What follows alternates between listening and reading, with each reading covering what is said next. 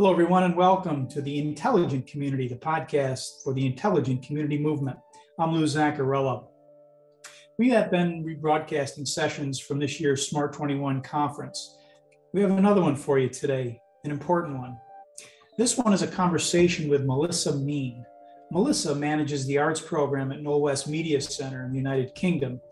Knoll West is a past Smart 21 community and was challenged mightily with issues like housing and low income and mental health. However, she's put together a citizen-led approach to create affordable homes in a very, very unique way. Knoll West is an incredibly creative community, and I was pleased to be able to get her to speak with me at the Smart 21 event.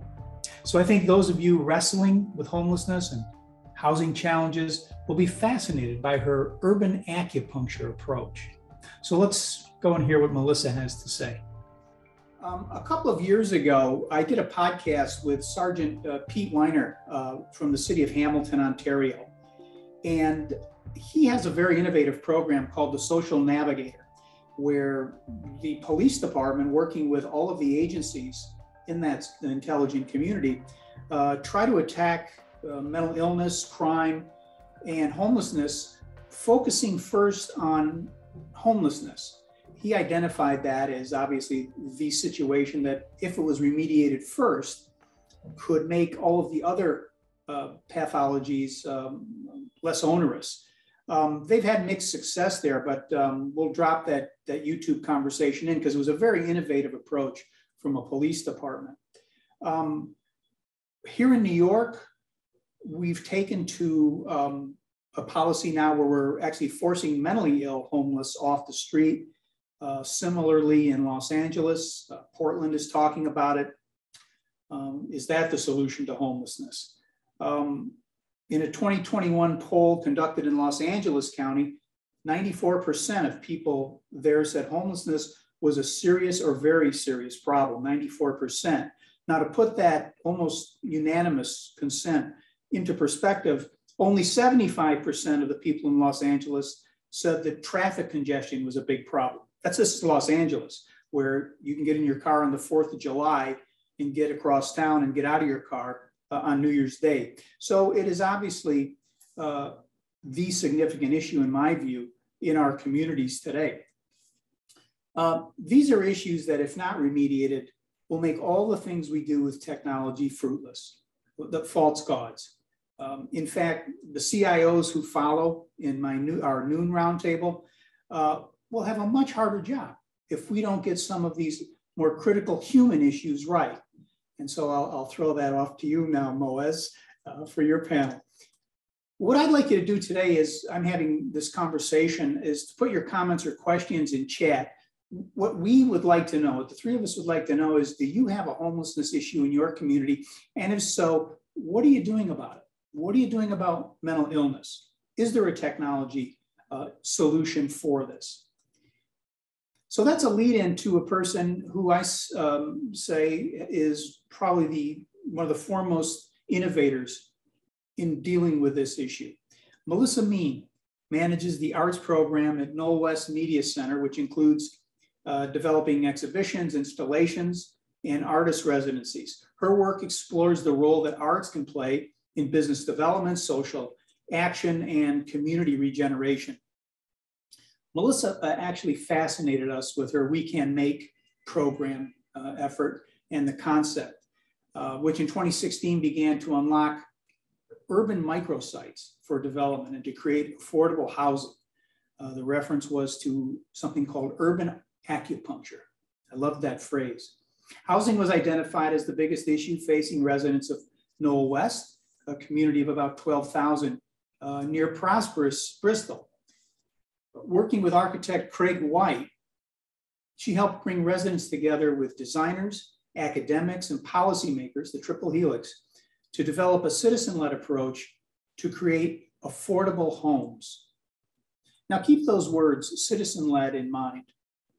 And also I'm going to do a test later on. I'm going to see if you can remember the word rootstock, okay, because it's going to come up in this conversation. So Melissa is all about power to the citizenry. Citizens first. Remember that phrase from Dublin, Ohio, and our conversation with New Taipei City. It's crucial to her work, and it is the defining moment in how No West went, in our analysts' view in 2016, from a smart city to an intelligent community. I agree, it's my view too. So let's get after it here. Melissa Mean, welcome to the Smart 21 conference. It's really a delight to be here. So yeah, thank you. I'm thrilled. There you are. I'm actually joining you from a pig farm just outside Bristol, because we've got our kind of organisational away day. So I think that's kind of slightly it's nice to connect the rural and the city. That's great. So why did you choose a pig farm? It's a very beautiful place. It is. Very good. Well, listen, I understand you have a head cold today too. So this is the day of the virus. Yeah. It's getting us all today. So yeah, but anyway. Thank you for coming on. Well, listen, I hope I've described your work somewhat accurately, because as I said, when we did our first podcast, I was so influenced that, I think about it all the time. First question for you though, what is the current status of the housing crisis that you all identified in 2016? And what is the overall social climate in Knoll West post-pandemic? Because we haven't really connected much since then. Yeah, well, we still seem very much stuck in the same housing crisis. We have, housing is more unaffordable than it's ever been. I think when I last spoke to you, the average house cost 7 times average salary. It's now 9 times average salary.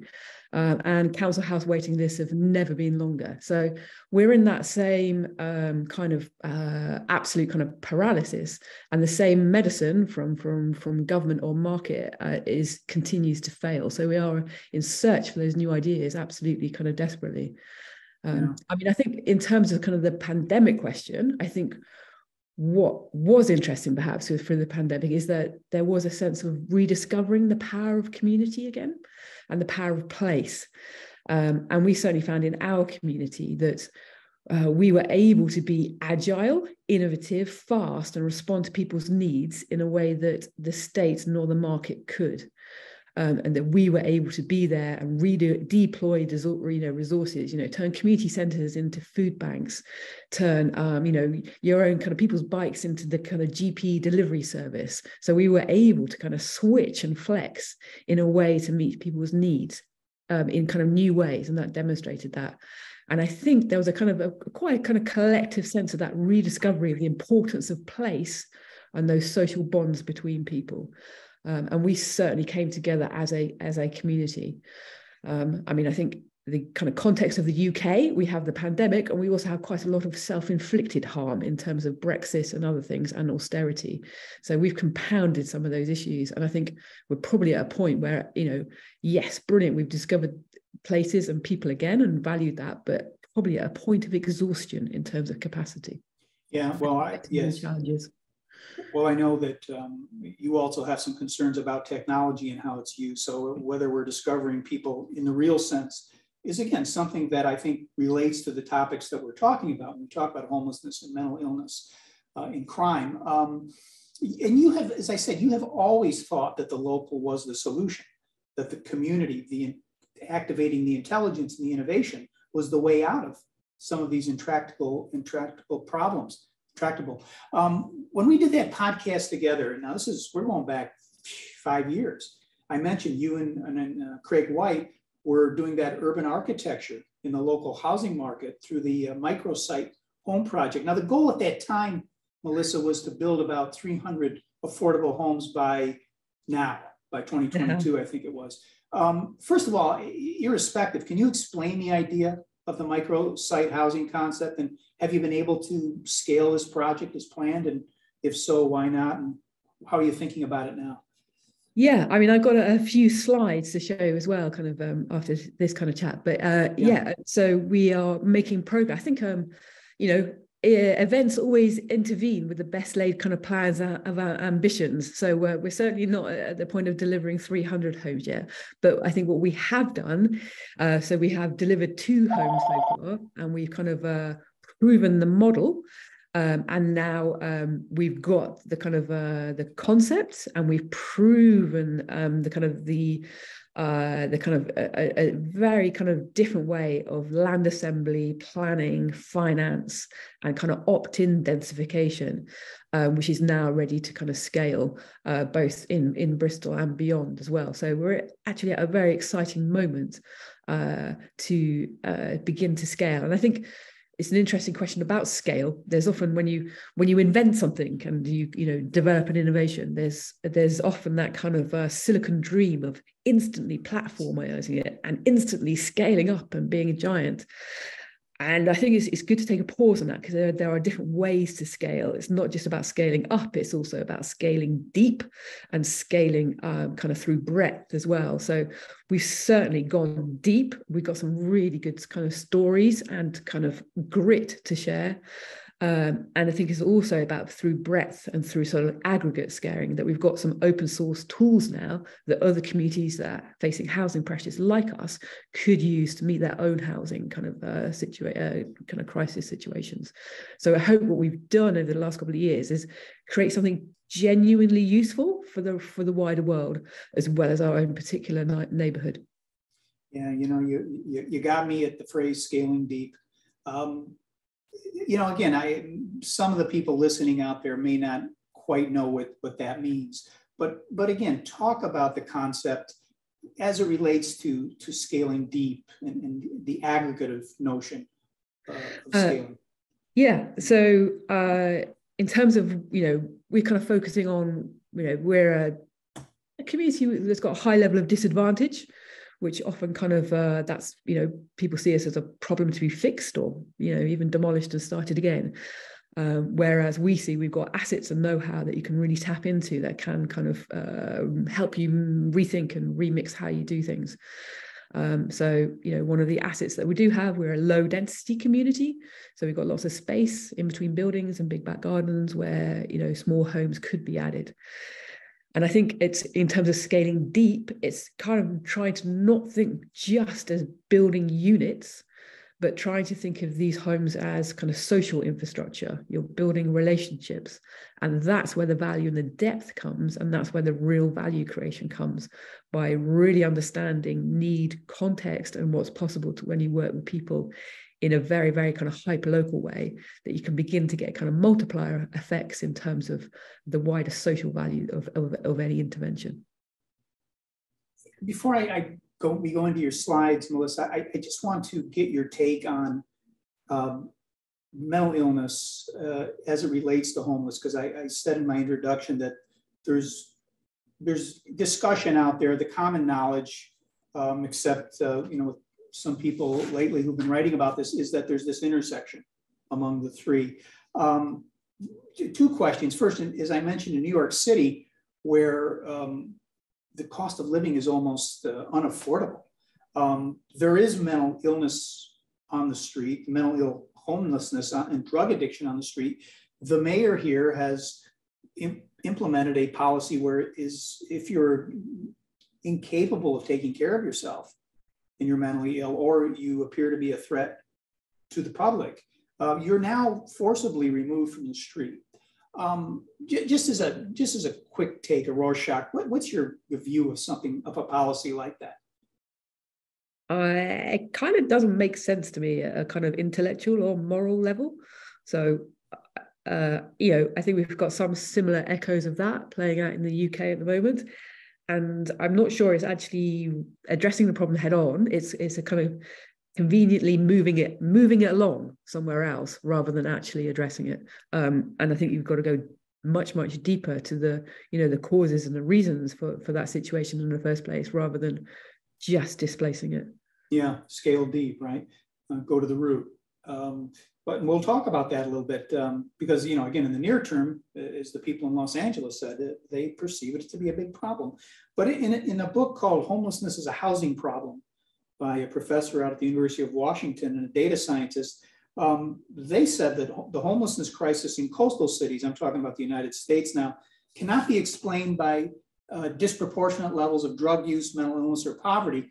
Rather, the most relevant factors in the homelessness crisis are rent prices and vacancy rates. And that's something you said all along, right? Yeah, I mean, it's, housing is more unaffordable than it's ever been. And I think there's a very out-of-date idea about what homelessness looks like. It's seen as kind of street homelessness, but there's actually a high level of kind of hidden homelessness, of overcrowded families, sofa surfing, people really just trying to make do with the thinnest of fabric in terms of the housing that is available, and just stitching it together in a very kind of hand-to-mouth kind of survival kind of way. And it is to do with rent prices, and it is to do with the kind of the fact we continue to build the wrong kinds of houses. It's kind of in the UK, I mean, I'm sure it's similar in cities in the US as well. Our annual shortage of homes is around 300,000 homes a year should be being built. Last year, we actually managed to build over 200,000. So you go, hey, wow, we must be doing all right, actually. But of those 200,000 homes, only 2% were genuinely affordable. So we're just building the wrong stuff. We're building homes as financial products to be traded and a profit to be extracted, not as the infrastructure to support a good life. Yeah. And I mentioned in my introduction, I kind of threw this at our CIOs who were convening next after us. We know that in Espoo, Finland, for example, when it comes to mental health, they are managing their mental health services, provisional services, through artificial intelligence, through the use of technology, and they seem to be having some impressive results. But is this a technology solution primarily, or do you go somewhere else with where you start? Or where does technology come into this? How's that? Yeah, our approach always with technology is tech pull rather than tech push. So, start with the people, start with the place, understand the issues, understand what the need is, understand what the assets are, and pull in the tech that actually is going to work for that. I think most of the conversation that we have around tech is the exact opposite. Somebody's invented a gadget, a gizmo or something, and they push it out. And guess what? Most times it does not work. Yeah, especially when it's in my hands. Well, I want to keep going on this tech issue, but I think it's in your presentation, right? You allude a little bit to the fact that it hasn't really touched the construction industry and industries where we really need it. So are you ready to take us through? Yeah, I just checked that. I've got sharing. There, look, smooth as. Look at you. Can people see that? Yep, I can see it. Great. Everybody's nodding. Cool. So I think I mentioned part of Null West Media, which is an art and text collective, which is based in Bristol, southwest of the UK. We're a small, friendly city, probably responsible for some imperial crimes over the time. John Cabot set sail from Bristol and discovered Newfoundland. So, apologies for that. But, we did try to make up for it by kind of putting statues into harbours and things like that as well. So we're trying to redress that kind of balance. But anyway, so we're based in Null West. This is our neighbourhood here. So we're 100 years old, council built estate, and I think it's very much 100 years ago, Null West is seen as the future of how we might want to live together. These were homes built fit for heroes into response to the horror of the First World War. And the builders at the time, their nickname for the estate was the 5,000 Island Forest. So there's 5,000 homes built on a hill surrounded by greenery, which is, I think it's really quite important to remember that kind of poetry and radical hope that infused the inception of places like Null West, because it's often forgotten kind of 100 years on. And you look at our high levels of disadvantage and the crumbling public realm. And as I said earlier, outsiders come to Null West and they see us as a problem to be fixed or even demolished and started again. But we know that, you scratch the surface and there's all sorts of other things going on. So this touches on that idea of rootstock, the richness of the kind of like the layers of wisdom, knowledge, imagination that have built up over those 100 years. And it's how to tap into that so that you can actually address some of these issues about how we might want to live together better in the future again. So this was an early project of us with working with US artist Suzanne Lacey, called the University of Local Knowledge. And this contains over 900 DIY films of community know-how. So everything's on there, from how to catch and skin a rabbit to how to put up your own cloud computing system. So it's kind of like just shows what a wonderful resource if you look beyond the very kind of surface of places like Norwest. Melissa, I just to stop you there, because I'm a big fan of yours, as you know. There's you have like an 80-20 rule, but it's not the traditional 80-20 rule. Your view is that all the intellectual resources. Yeah, go ahead. Yeah, so I think, so usually people look like Norwest and treat it as like, right, we need to blank state this, demolish and start again. Whereas we start in a very different place whereby we think we've got 80% of the assets and know-how that we need. And it's figuring out what's the missing 20% that we need to kind of surface or bring in from outside or grow when we're in. And that could enable to fill the gaps, remix things and imagine something else. So that's the challenge. That's the creative challenge. How do you surface what that missing 20% is?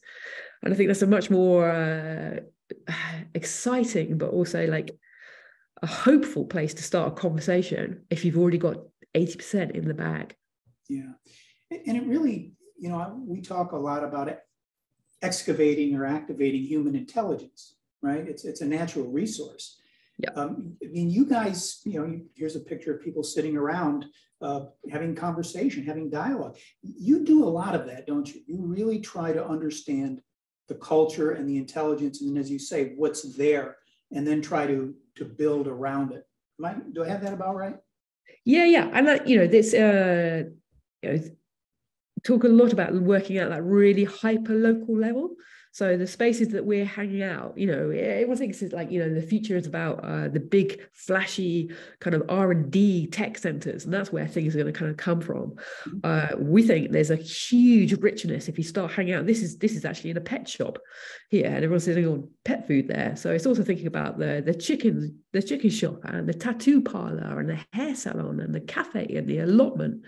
There's a huge amount of intelligence there to be tapped into.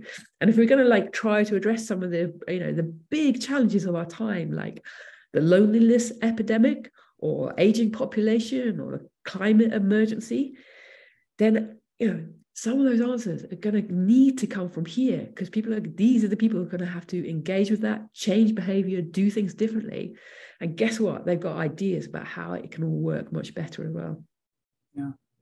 And I noticed when I was there, the people there are very, very committed to the community.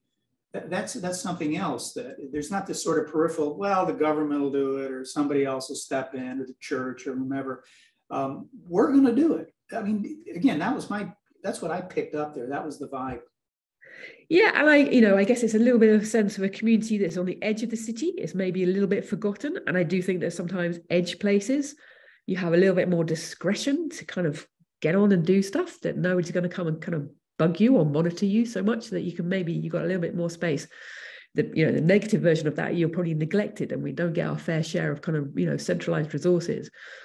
Yet, the positive spin on that is that, you've got space to create and come up with your own response. Right. You've got a university of local knowledge. Right. Cool. Yeah. So, our answer to that, how do you surface this kind of know-how, is very much using art and tech tools to kind of create a creative co-creation approach to kind of open these things up. So we started kind of 20 years ago with literally in the cupboard of a community centre. So this is a little dark room in the cupboard of a community centre. And that first project that we worked on was putting cameras in young women's hands so they could tell their story on their terms. And then since then, we've got ever more kind of mushrooming of different tech and art tools, everything from music and live performance to craft, VR, AR, all the immersive R's and smart citizen data, smart tech, coding, digital fabrication.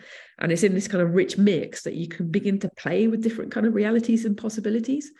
And I think it's our kind of, the tech and the tools have kind of changed in a 20-year history, but that mission has stayed the same. What we're trying to do is kind of create a tangible glimpse of what a better future might be like, so people can look and feel like what it might be on the ground. So it enables us to work in quite diverse ways and quite creative ways, enabling lots of people to kind of participate. And then kind of bringing through, sort of thinking about how we kind of use this at a neighborhood scale. So very much trying to think about our neighborhood of Mill West as a kind of neighborhood test space, a living lab to try some of these things out and address some of the challenges that people are really kind of caring about. So where we started the conversation around housing, around homelessness, these are big issues in our neighborhood. And that kind of frustration that kind of conventional conversations or assumptions about where solutions might come through really not working for local people. So that real kind of hunger from local people to go like, we need to try something else. We need to try something new. And, you know, let's try and focus on what's strong rather than what's wrong, and what we have got rather than what we haven't got. Right. So specifically thinking about housing, we've done some artist residencies, we've done a resident-led podcast, which has been very fun. We're kind of investigating different ideas from around the world through the methodology of snog, marry, or avoid. So working out whether people would think that ideas would work in Mill West or not. And I think this, began to create a really nice creative space to look at ideas in different ways. And then a particularly kind of a thing that we're excited about is how you kind of redistribute the means of production. So digital fabrication, design, and tech tools is huge kind of opportunity. As we alluded to earlier, what's called modern methods of construction in the UK is like a new thing. So digitally designed and fabricated houses kind of made offsite in a factory. Huge excitement about this, about being able to deliver homes cheaper, faster, kind of greener. Unfortunately, sorry, yeah. No, I was just going to ask you, is that when you're talking about the micro housing project with Craig White, is this the quote scale site? Is this going to? Yeah, we're going to lead into that. Yeah, absolutely. Okay, yeah. So how could we use these tools to create homes that we want to? So at the moment, the kind of direction that around digital kind of manufacturing is centralizing power and control further. So it's kind of giant factories that are measured in the size of football pitches, which guess what? Centralized power and control in the already powerful and wealthy. So what our mission is like, how do we get these kind of new tools into the hands of the community? And so this is why we've got our community factory here, where we can do this on a scale that makes sense for our community. So this is us here with community members trying out different modern methods of construction, seeing how the systems work from the inside out so that we are completely in charge of how they get deployed. And it means we can adapt and repair them, maintain them over time as well. And I think this is quite an exciting kind of like infrastructure opportunity. So trying to think of housing and the built environment at neighborhood level as a adaptable infrastructure that you can adapt over time, that community as its needs change over time, you can use some of these tools to kind of prototype and change things quite quickly. So as I said before, kind of focusing on what we have got and what's strong. As a low density community, we have got these spaces in between buildings and in big back gardens where you can fit a 1 or 2 bedroom home in. So it means that things like elders can downsize but stay in their community, or overcrowded households can get space for that eldest daughter to finally leave home, or space for those that are experiencing homelessness to be able to match them with community members. So we've done this is going to be the short version of the story, where we suddenly leap from a very nice kind of like conceptual idea to actually we have done it. So we completed earlier last year our first 2 homes. We're using them, unlocking those microsites. So this gives a kind of sense of like how it makes it possible. So this is a new 2-bedroom home in the rear of a garden, where this microsite here has transferred to our community land trust, and then we've fabricated the cassettes in our factory and then made on site here. The homes went up in about 4 days, which is quite incredible, really. So a very kind of quick response to the housing kind of crisis. Regulatory challenges, Melissa? Zoning challenges? Sorry? You mentioned, are there zoning challenges, regulatory challenges? You mentioned the land trust. Yeah. I mean, huge number of challenges. I mean, the city council in Bristol had a policy explicitly against what we're doing here. It was about working creatively and collaboratively with the local authority, and working out how do you navigate yourself through this, and how do you set the right kind of planning precedent that can enable the right kind of development. So the innovation here is that planning and land assembly is 100% conditional on the land and the home being in community ownership and being affordable forever. So this can't go for speculative development. It can't go for kind of sale on the market. So this is permanently affordable community land and homes, which is, that's the addition here. And we needed to go right up to Secretary of State level in the UK, which is the highest kind of level of governance. It's like going to the president for asking for permission to do this if you're in the US. But we secured that now, and that means that this can replicate and scale. But that took 2 years of working with bureaucracies to work that through. Yeah. So that's you think the innovation comes from the digital fabrication and the building of the homes. The real creative challenge is actually in the dark matter of the legals, the planning, the financing, and that's where the creativity is. Yeah. The dark and matter. You get often asked, like, what is an arts organization doing housing for? And I'm kind of like, well, the housing sector is definitely not fixing the housing crisis. And you actually need the kind of leap of imagination that can only, I think, come from the kind of arts and creative sector to go, hang on, does not work. We have to try something else. That's the intersection, right? That's why the creative piece of this is so important. You need to think this through. Yeah. The creative bureaucracy is absolutely where the revolution is at. Hey, Melissa, we got about 6 minutes left, so okay, cool. I'll speed you through. So what I just wanted to kind of like bring out was just one of the stories out of this, because I think it's a really hopeful story, because often the kind of conversations about homelessness and the housing is about scarcity and kind of negativity, whereas I think you can remix things and it can begin to be a story about abundance and generosity. And this is what we found here, and that's when conversations about scale get really exciting. So one of our first families that we worked with, this is Bill and his son Liam, and they were under threat of eviction because they weren't maintaining their garden. So they were at risk of being made homeless. And then we were working with this chap here called John, who was actually homeless at the time, living in a shed with no running water and no running power. And we actually did a matchmaking service to use a part of Bill's garden. They opted in. And then Bill and John got on enormously well. They formed a social care network. And then what we've done is we've built John a home, and John and Bill have absolutely helped to do this, which just gives you a little process of the making and the design and the co-design and the manufacturing. And it's like, we built the home, but what we've also built is that social infrastructure. And that's where the real value of this is, which is kind of wonderful.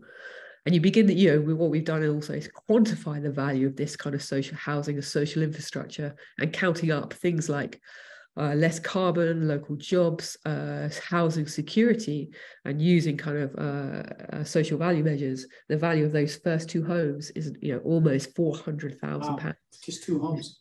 Yeah, just 2 homes. So that's scaling deep. That is scaling deep in a deeper way. Yeah, thank you for circling back on that. I also wanted to just touch on rootstock, because that's also social infrastructure, right? That's the intelligence of a community, giving itself the power to think through, in seemingly intractable issues. Which is, it's not my term, it's Shannon Matten, which is a great academic. Check out her book, The City is Not a Computer. It's very good. She talks a lot about rootstock. I highly recommend it. And then the other part of kind of scaling from this as well, I think it's about this kind of point about urban acupuncture. If you develop those homes and microsites in the right places, then it is like acupuncture, because you get those flows of value that come out of it. And you be local supply chains, care networks, it all begins to flow. And then this being an open source model, we might not be now doing our 300 homes yet, but we've now got the tools to begin to scale at a very serious level. So, in terms of our neighbourhood in Knoll West, we think a 3% intensification is possible, which would deliver about 150 homes. And then looking across the rest of the UK, there's over 1 million homes in neighbourhoods just like Knoll West. And if you did a similar level of intensification using the same tools we have, that would deliver over 30,000 homes, and that would deliver over £6 billion worth of social value if you took the same kind of method. So this is the point where we're at now, is like, how can these tools be useful for others, both in the UK and beyond, that you can begin to unlock these kind of sites in these ways to deliver homes where people need and that they want. Yeah, so you do believe this applies outside of your culture, your environment, the UK. Yep. I mean, other people around the world, in the US, Canada, Vietnam, yep, wherever, can look at this and say, yeah, I can, this will work. Yeah. I mean, this is about, we have to get more from our existing infrastructure. We can't continue to just demolish everything or build over, green space. We are facing a climate emergency. So we have to be much smarter and work much more efficiently with our existing urban infrastructure and get much more from it. And this is one way to do that. Yeah, well, and again, when you do that, when you destroy like that, you lose a little bit of yourself. Absolutely. The old destruction of the Penn Station in New York, that beautiful architectural gem. Yeah, New Yorkers felt it in their soul, and now we're building a new one that looks a lot like the old one, right? And it costs God knows how many billions of dollars. A couple of minutes, Melissa. I just wanted to check in with you to talk a little bit about mental illness, because you referred to loneliness. We've had 67 mass shootings here in my country this year. Senator Christopher Murphy in Connecticut has an interesting notion. He said, yeah, social media, fine, we have our community there. But he said, I'm suggesting, just as something to think about, that every individual also connect with one program in their community, one institution, whether it be sitting in the park with the people playing chess or going to a church or whatever it is, connect with something else. Can you just, again, we're not going to hold you to this, your views on mental illness as it exists on our streets and in our cities today? Yeah, I mean, what I often talk about, we're not building houses here, we're building relationships. And that is head on about loneliness and social connection.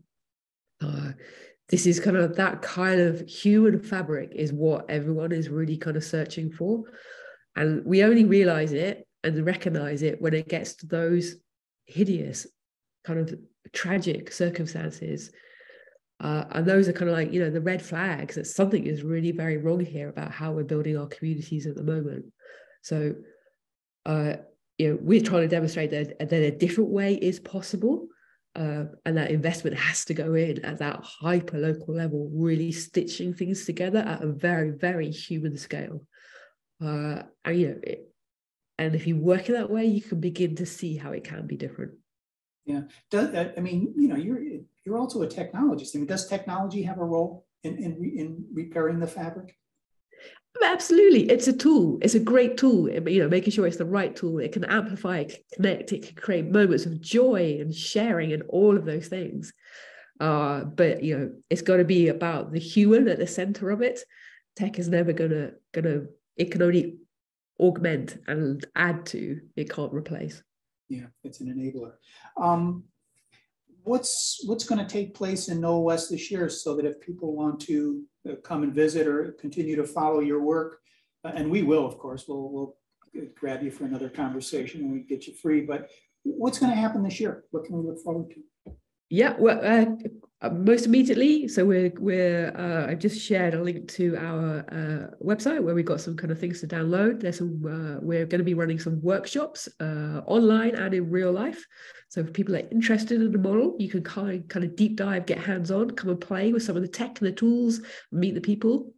And we're really interested to see how these ideas can spread and who is interested in adapting and adopting.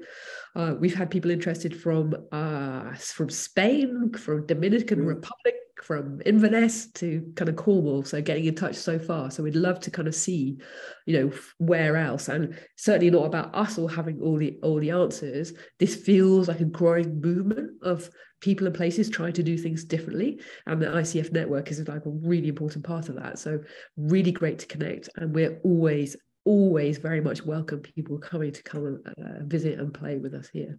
We'll send them there, and we'll encourage them to come. And I hope to see you in New York in October. Any chance? Yeah, maybe investigate some shipping options. That'd be very nice. Okay. All right. Very good. Well, we'll ship you over if you want to come. Melissa, thanks. I know you probably want to get back to it, and I know you're a little under the weather, but I really appreciate you making the time and putting out the energy. Yes, great to be here. Yeah, with you. Yeah, thank you. That concludes my conversation with Melissa from ICF Smart 21 Conference. I'd really like to thank her again.